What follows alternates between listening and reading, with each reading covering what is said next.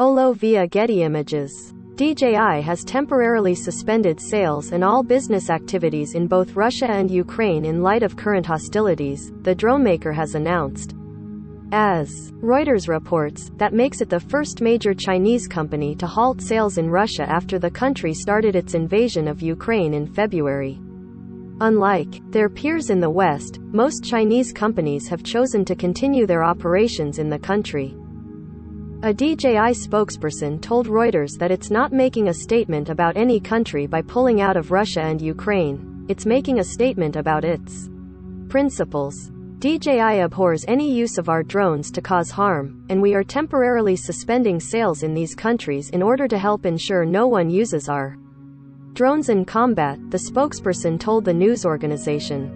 This move comes a month after Ukrainian politician Mikhailo Fedorov called on DJI to stop selling its products in Russia. The country's Minister of Digital Transformation posted an open letter for the drone maker on Twitter that says Russia is using DJI products to navigate its missiles to kill civilians. It also says Russia is using an extended version of DJI's Aeroscope drone detection platform to gather flight information.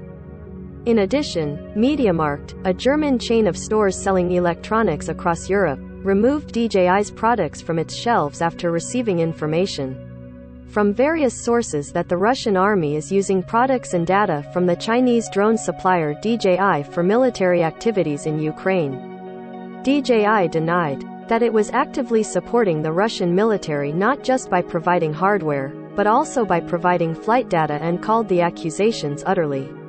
A few days ago, DJI issued a statement to condemn the use of its products to cause harm. It said it does not market or sell its products for military use that its distributors have all agreed not to sell products to customers who will clearly use them for military purposes. We will never accept any use of our products to cause harm, and we will continue striving to improve the world with our work, the company wrote. All products recommended by Engadget are selected by our editorial team, independent of our parent company.